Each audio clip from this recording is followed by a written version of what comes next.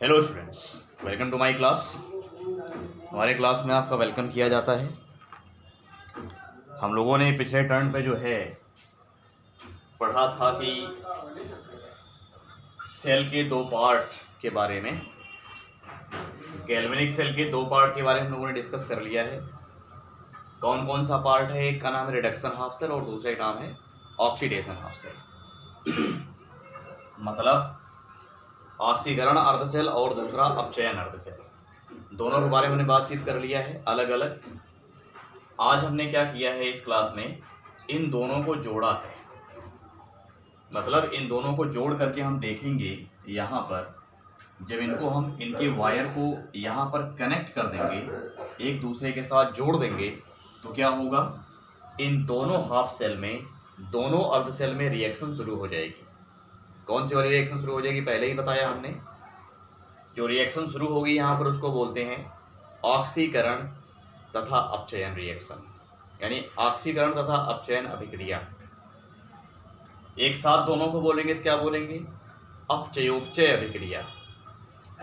Oxidation and reduction reaction, दोनों के एक साथ रेडॉक्स रिएक्शन बोलेंगे। रेडॉक्स की हिंदी क्या होती है? अपचयोपचय अभिक्रिया। तो इसी रेडॉक्स रिएक्शन के थ्रू जो ये गैल्वेनिक सेल है, ये करंट का प्रोडक्शन करता है। तो अभी हम लोगों ने क्या किया था, दोनों हाफ सेल को अलग अलग डिस्कस किया था। इस वाली क्लास में क्या करेंगे, यहाँ पर हम ये देखेंगे कि इन दोनों सेल को कनेक्ट करने पर इलेक्ट्रिक करंट का प्रोडक्शन कैसे होता है, यानी विद्युत धारा का जो है, विद्युत धारा कैसे उत्पन्न होती है। थोड़ा इस क्रियाविधि को समझेंगे हम लोग। और दूसरी बात यहाँ पर ये देखेंगे कि जब ऐसा होगा तो क्या कोई प्रॉब्लम आएगी क्या इस सेल में? अगर कोई प्रॉब्लम आती है तो उसको सॉल्व कैसे किया जाए, उसके लिए क्या तरीका अपनाया जाए, तो उस पर भी हम बात करेंगे। पहले देख लेते हैं production of current by the galvanic cell. Galvanic cell से करंट का प्रोडक्शन कैसे होता है, पहले इसको हम देखेंगे। ठीक है, शुरू करते हैं। तो हमने बताया आपको कि जैसे ही इन दोनों को कनेक्ट करेंगे, दोनों पार्ट को, दोनों अर्ध सेल को जैसे ही हम एक दूसरे के साथ जोड़ देंगे तार के माध्यम से, वायर के माध्यम से, वैसे क्या होगा, रिएक्शन स्टार्ट हो जाएगी। यहाँ पर ऑक्सीडेशन स्टार्ट हो जाएगा और यहाँ पर क्या हो जाएगा, रिडक्शन स्टार्ट हो जाएगा। तो जब ऑक्सीडेशन स्टार्ट होगा तो होगा क्या, यहाँ से इलेक्ट्रॉन निकलेगा, इलेक्ट्रॉन निकल के यहाँ से यहाँ आएगा और इस रॉड में इलेक्ट्रॉन क्या होगा, कनेक्ट होगा, कलेक्ट होगा, इकट्ठा होगा। इस रॉड पर नेगेटिव चार्ज कैरेक्टर यहाँ नीचे आएगा, जिससे इस सॉल्यूशन के अंदर उपस्थित जो पॉजिटिव आयंस हैं, मेटल आयंस, वो क्या होंगे, यहाँ पर डिपॉजिट हो जाएंगे। मेटल आयंस का मतलब कॉपर आयन, ठीक है ना। तो कॉपर आयन यहाँ से क्या होगा, यहाँ के डिपॉजिट हो जाएगा। और यहाँ हमने लिया है जिंक आयन, तो जिंक आयन इसके अंदर से निकल के यहाँ आ जाएगा। ये वाली बात हम पहले ही बता चुके हैं आप लोगों को। तो इसको और अच्छे से क्लियरली समझने के लिए अब इसके पहले वाला लेक्चर देखिएगा, क्लियर हो जाएगा। फिलहाल हमने देखा कि यहाँ पर इलेक्ट्रॉन इस वाले पार्ट से उस वाले पार्ट में जा रहा है, इस तार के माध्यम से, इस वायर के माध्यम से। हम जानते हैं जब इलेक्ट्रॉन किसी वायर में फ्लो होता है तो उसको रेजिस्ट करने के लिए, उसको रोकने के लिए उसके विपरीत एक तरह का बल उत्पन्न हो जाता है, एक तरह का फोर्स डेवलप हो जाता है, जिसको हम इलेक्ट्रिक करंट के नाम से जानते हैं, ठीक है। और ये फोर्स कितना होता है, इन दोनों के पोटेंशियल डिफरेंस के इक्वल होता है। और इसका भी अपना कुछ ना कुछ पोटेंशियल होगा, कुछ ना कुछ विभव होगा, इसका भी कुछ ना कुछ पोटेंशियल माने विभव होगा। दोनों के विभव के अंतर, दोनों के विभव के बीच में जो अंतर होगा, उसी अंतर के बराबर यहाँ पर विद्युत धारा उत्पन्न होगी। इन दोनों के पोटेंशियल के बिटवीन जो डिफरेंस होगा, उसी डिफरेंस के इक्वल यहाँ पर इलेक्ट्रिक करंट का प्रोडक्शन होगा, इलेक्ट्रिक करंट जो है प्रोड्यूस होगा।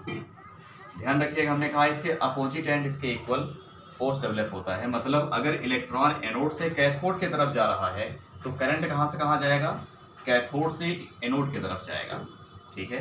तो करंट जो है यहाँ से यहाँ चलेगा। तो इस तरह से हमने देखा करंट का प्रोडक्शन हो गया। आई होप इतनी बातें क्लियर हो गई होंगी, ठीक है। अब अगर ऐसा कंटिन्यूअसली चलता रहेगा, हम क्या करेंगे, बीच में अपना इंस्ट्रूमेंट लगा देंगे। हमारा इंस्ट्रूमेंट जो है करंट ले करके अपना वो भी चलता रहेगा, उसका हम यूज कर पाते हैं इस तरीके से। कंटिन्यूअसली प्रोसेस चल रहा है, हम देख रहे हैं यहाँ पर पॉजिटिव आयंस इंक्रीज हो रहे हैं और यहाँ पर पॉजिटिव आयन डिक्रीज हो रहे हैं।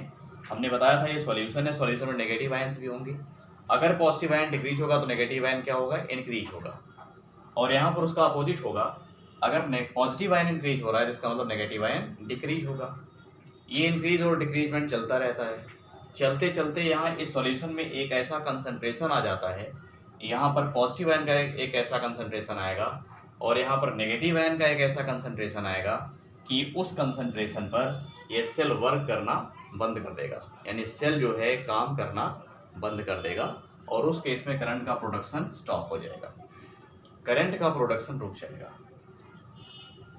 ठीक है, ये कब होगा, जब यहाँ पर एक्सेस में पॉजिटिव आयन होंगे, मतलब पॉजिटिव आयन की संख्या बहुत ज़्यादा हो जाएगी, तो उस केस में सेल के अंदर प्रॉब्लम आएगी और ये सेल काम करना बंद कर देगा।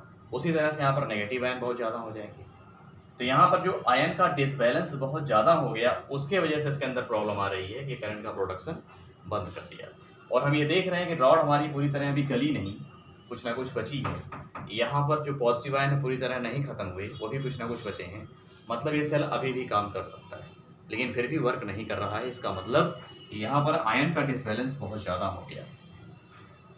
तो हम क्या करेंगे, अगर इसी डिसबैलेंस्ड आयन को बैलेंस कर देंगे, इसका मतलब क्या होगा, फिर से सेल वर्क करने लग जाएगा। तो डिसबैलेंस्ड आयन को बैलेंस कैसे किया जाए, तो इसके लिए हमारे पास में एक युक्ति है, मतलब एक थर्ड कंपोनेंट है सेल का, जिसको हम कहते हैं सॉल्ट ब्रिज। हमारा यही टॉपिक था, सॉल्ट ब्रिज। तो सॉल्ट ब्रिज को समझने के लिए पहले आपको इतनी सारी बातें समझनी पड़ती हैं, तब आप सॉल्ट ब्रिज को समझ पाते हैं। अब देखते हैं हम लोग सॉल्ट ब्रिज क्या होता है। तो स्टूडेंट्स, सॉल्ट ब्रिज जो है एक यू के आकार की ट्यूब होती है, जो ग्लास की बनी हो सकती है। यू के आकार की ट्यूब होगी, यू शेप ट्यूब होगी जो ग्लास की बनी होगी। और इसमें होता क्या है, एक अगर अगर सब्सटेंस होता है जो पेस्ट लाइक स्ट्रक्चर होती है, मतलब ना ही वो लिक्विड ना ही सॉलिड है, मतलब एक पेस्ट की तरह होता है।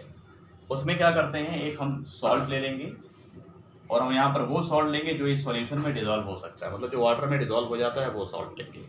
यहाँ पर ऐसा सॉल्ट कंसीडर नहीं करेंगे जो वाटर में डिजॉल्व नहीं होगा, क्योंकि उससे कोई फ़ायदा नहीं होगा।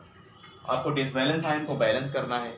यहाँ पर पॉजिटिव आयन पढ़ा है, तो अगर आप इसमें नेगेटिव आयन फ्लो कर देंगे तो पॉजिटिव आयन न्यूट्रलाइज हो जाएगा।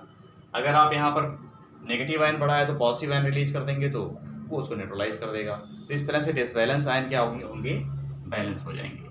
तो हम क्या करते हैं, इसमें अगर अगर का पेस्ट भर लेते हैं, लेकिन साथ में किसको मिला करके, कोई सॉल्ट जो वाटर में डिजॉल्व हो सकता है। लाइक हमने यहाँ पर क्या ले लिया, KCl, पोटेशियम क्लोराइड ले लिया हमने। तो पोटेशियम क्लोराइड सब जगह होंगे, और ध्यान रखिएगा यहाँ पर कॉटन लगा देंगे हम इसके माउथ पर, यहाँ इसके माउथ पर भी हम कॉटन लगा देंगे। जो सॉल्ट ब्रिज है इसके माउथ पर कॉटन लगा देंगे, बिकॉज दोनों तरफ ओपन है।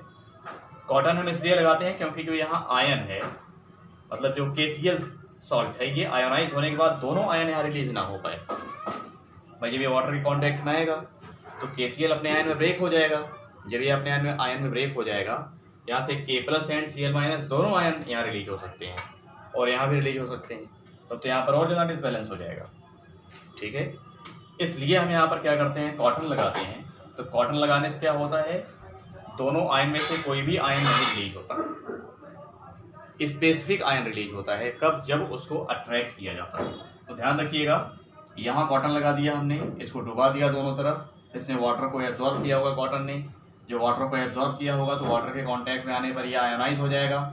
जब KCl आयोनाइज होगा, कैसे आयोनाइज होगा, ऐसे K+ Cl- फॉर्म में आयोनाइज हो जाएगा। ठीक है ना, जो K+ है उसको यहाँ रिपल कर दिया जाएगा, बिकॉज इस सॉल्यूशन में पॉजिटिव आयन की संख्या बहुत ज़्यादा है, यहाँ नेगेटिव आयन की संख्या बहुत ज़्यादा है, मतलब नेगेटिव आयन कंसंट्रेशन ज़्यादा है। तो नेगेटिव आयन के ज़्यादा होने की वजह से यहाँ नेगेटिव आयन को रिपल किया जाएगा, मतलब Cl- को रिपल किया जाएगा।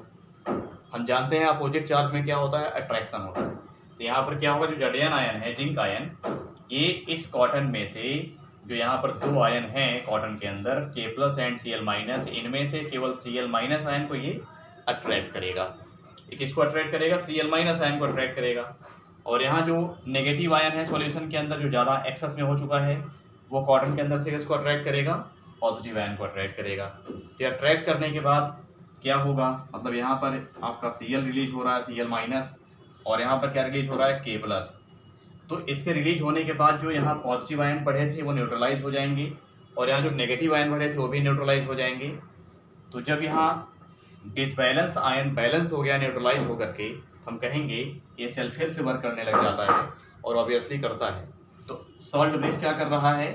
सॉल्ट ब्रिज यहाँ पर दोनों पार्ट में डिसबैलेंस्ड आयन को बैलेंस करके सेल को करंट के प्रोडक्शन में हेल्प करता है। गैल्वेनिक सेल को करंट के प्रोडक्शन में हेल्प करता है, पहला पॉइंट। दूसरा पॉइंट यहाँ पर ये है, जो सॉल्ट ब्रिज है क्या करता है? ये इंटरनल सर्किट को कंप्लीट करता है। ये आउटर सर्किट है और ये इंटरनल सर्किट है, तो इंटरनल सर्किट को भी कंप्लीट करता है। हार्मफुल पोटेंशियल को जो है प्रिवेंट करता है। जो सॉल्ट ब्रिज है क्या करता है? सेल के अंदर जो भी हार्मफुल पोटेंशियल डेवलप होते हैं उनको भी ये प्रिवेंट करता है, मतलब उसको रोकता है, हानिकारक विभव उत्पन्न नहीं होने देता है। क्योंकि जब अगर हम क्या करेंगे, दोनों कंटेनर एक ही मान लें तो दोनों सॉल्यूशन कांटेक्ट में आएंगे। उसको मान लीजिए हमने एसपीएम के थ्रू सेपरेट कर रखा है सॉल्यूशन को, तो सॉल्यूशन की जब आयंस कांटेक्ट में आएंगे तो जहाँ पर वो आयन कांटेक्ट में आएंगे, क्योंकि दोनों का चार्ज डिफरेंट होगा, तो उनके इंटरफेस पर क्या होगा? जहाँ इंटरफेस बनेगा वहाँ पर थोड़ी बहुत पोटेंशियल डेवलप हो जाएगा। तो इन दोनों सॉल्यूशन के इंटरफेस पर जो पोटेंशियल डेवलप होगा, वो जो यहाँ पोटेंशियल डेवलप हो रहा है इसका अपोजिट होता है, तो उसको हम बोल देते हैं हार्मफुल पोटेंशियल। ठीक है, तो उसको भी ये प्रिवेंट करता है बिकॉज ये दोनों पार्ट को अलग अलग करता है। ठीक है, तो ये है सॉल्ट ब्रिज। तो सॉल्ट ब्रिज के बारे में स्टूडेंट्स इतना ही पॉइंट। यदि इसमें कोई डाउट हो तो यू कैन डिस्कस, और हमें कॉल करके अपनी प्रॉब्लम सॉल्व कर सकते हैं। इस क्लास में इतना ही। Thank you.